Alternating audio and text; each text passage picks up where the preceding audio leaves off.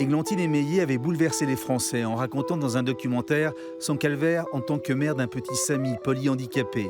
Animatrice de Télé le jour et mère au chevet de son fils toutes les nuits, elle a mené un combat acharné pour tenter d'aider et de calmer son fils jusqu'au jour où elle a accepté de le laisser partir dans un centre spécialisé capable enfin de le soulager. Samy souffre d'un mal incurable et innommable. Ça a commencé par épilepsie, après on a ajouté accident vasculaire cérébral.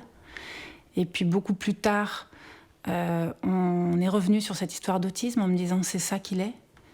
Et puis encore après, on s'est mis à me parler de polyhandicap. Samy, qu'est-ce que tu veux?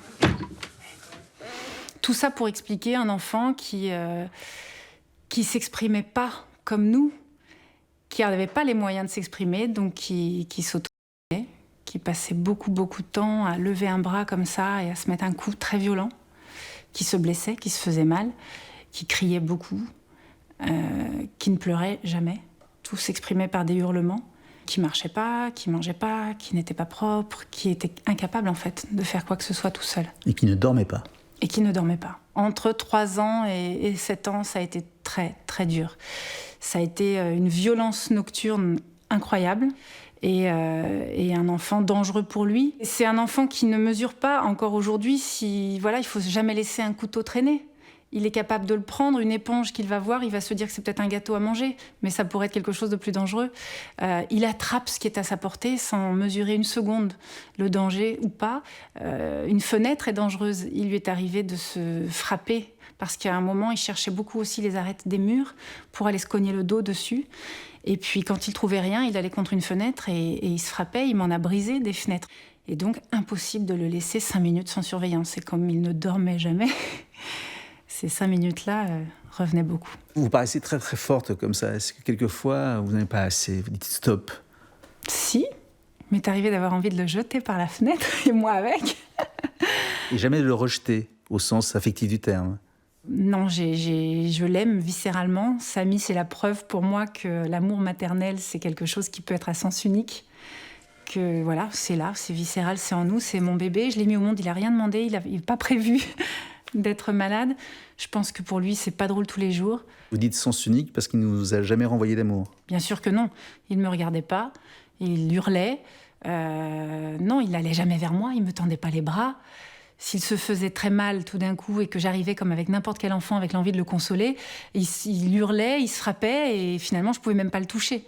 Donc tout ça vous remet complètement en cause dans votre rôle de mère. Tout ce que vous avez envie de faire spontanément, vous vous dites voilà, vous avez mis un petit enfant au monde et pendant un moment, il y a aussi une sorte de satisfaction maternelle de se dire qu'il y a un être vivant qui dépend de vous et que vous pouvez calmer ou apporter quelque chose. Et finalement, avec Samy, pendant longtemps, j'avais l'impression que quoi que je fasse, de toute façon, ça n'allait pas. Vous avez voulu évidemment éviter la camisole chimique. Vous avez imaginé une autre camisole pour le protéger de lui-même. J'ai fini par lui faire faire une sorte de camisole dans lequel un sac de couchage où je bloquais ses mains, ses jambes, tout. Je l'attachais pour la nuit. Il y avait juste la tête libre. Je dirais pas que c'était un miracle.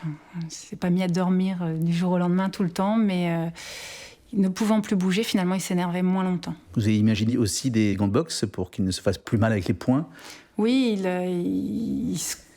il avait l'habitude de se frapper beaucoup dans la journée. Donc il avait les joues qui n'avaient plus le temps de cicatriser, les tempes et les mains blessées aussi à force. Donc oui, j'ai une belle sœur japonaise qui m'avait ramené des gants, que j'ai toujours d'ailleurs, qu'il utilise toujours quand il va pas bien. Des sortes de gants d'aïkido pour enfants, molletonnés, donc il se fait moins mal. Il y a 10 ans aujourd'hui, ce cauchemar a duré combien de temps? Le pire du pire a duré 4 ans. 4 ans pendant lesquels j'ai pas vu le jour et la nuit et où ça a été une course sans cesse et un Samy malheureux tout le temps en fait. Jamais bien. Ce qu'il faut dire, c'est que votre couple n'a pas résisté à cette histoire, donc vous étiez seul, le papa est parti. C'est moi qui suis partie parce que je pensais que voilà, je pouvais pas tout gérer à la fois. Ça arrive très souvent dans ces épreuves-là que oui, le couple se sépare. Je suis tombée sur une statistique un jour où on dit que 80% des familles avec handicap sont des familles monoparentales. Il va casser beaucoup de poussettes, mais en tout cas, avec votre poussette, vous allez chercher partout de l'aide, des solutions, et vous n'allez pas en trouver. Non, on peut dire, j'ai fait comme toutes les mamans que je rencontre, tous les pères impliqués que je vois. On frappe à toutes les portes. Je dirais, c'est difficile. Les solutions institutionnelles qui sont mises en place, elles sont souvent mal adaptées. Et puis maintenant, même s'il y en a de bien adaptées, c'est une goutte dans l'océan des besoins. Vous êtes entre autres animatrice de télé. Vous avez gardé pendant toutes ces années-là votre joli sourire, alors que j'imagine qu'il y a eu des effondrements absolument terribles lorsque vous vous retrouviez seule avec votre malheur. J'ai un truc à moi, quand vraiment je craque, je me mets sous la douche et je pleure un bon coup, ça va beaucoup mieux. Après, travailler, c'est indispensable. Pour moi, en tout cas, ça allait pour 2 niveaux.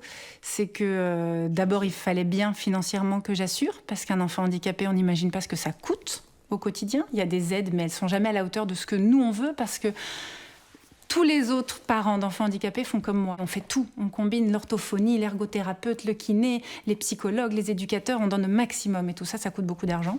Et en même temps, je ne me voyais pas, moi, j'admire celles qui le font, être la thérapeute au quotidien de mon fils. Rester toute la journée à la maison. Je suis encore curieuse, j'ai encore envie de vivre. Enfin, je ne voulais pas ne vivre que du handicap de mon fils. Ce qu'il y a de plus poignant dans votre récit, ce ne sont pas les cris de votre fils, c'est la quête éperdue d'avoir un contact avec lui, qu'il vous reconnaisse. Honnêtement, pendant longtemps, je pense que bien pendant 4-5 ans, j'étais persuadée que pour lui, je n'étais qu'une machine à lui fournir à manger, à boire et des médicaments. Je pense que... Alors, je ne sais pas si c'est vrai. Non, il ne parle pas, mon fils. Ouais. Beaucoup de professionnels autour de moi me disaient « Mais non, mais pas du tout. Quand tu arrives, on voit bien la différence. Il te repère, il sait qui tu es. » Aujourd'hui, on est séparés. Quand on se voit, c'est que l'un pour l'autre. Je suis entièrement à sa disposition pendant 2 jours. Et ça fait quand même quelques années que j'ai compris que non, il sait qui je suis. Maintenant, il me le manifeste en plus. Sans doute l'avait-il compris avant, mais il n'était pas capable de le manifester et moi de le comprendre. Effectivement, depuis 2 ans, Samy est à Hyères, dans un hôpital. Et vous allez le voir tous les 15 jours. Mm-hmm.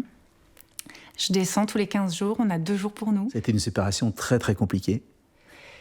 Oui, ça a été, je pense que c'est très difficile de comprendre qu'un enfant est mieux loin de vous qu'avec vous. Mais Samy m'a fait comprendre qu'un enfant ne vous appartient pas. Et les armes que je peux lui donner pour qu'il soit mieux, malheureusement, ce n'est pas chez moi. C'est dans une structure avec des gens qui ont une distance, une générosité, un savoir-faire que je n'étais plus capable d'avoir. Épuisé par le quotidien. Et j'en conviens, il est mieux aujourd'hui là-bas qu'avec moi. Et cet établissement a donc des outils thérapeutiques, dont un qui est assez contesté d'ailleurs, mais qui a été efficace pour Samy, c'est ce qu'on appelle le packing. Ça consiste en quoi ? Ça fait peur à beaucoup de gens parce que sur le papier, on va vous dire on va envelopper votre enfant dans un drap très froid et humide, on va le serrer dedans et voilà. Et ça paraît monstrueux dit comme ça.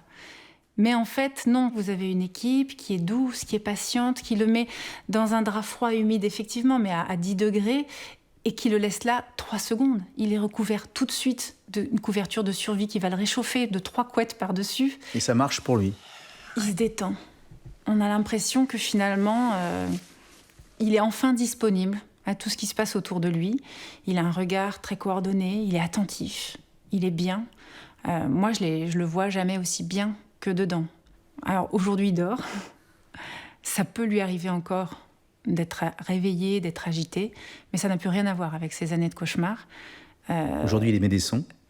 Il émet des sons. Il dit maman ?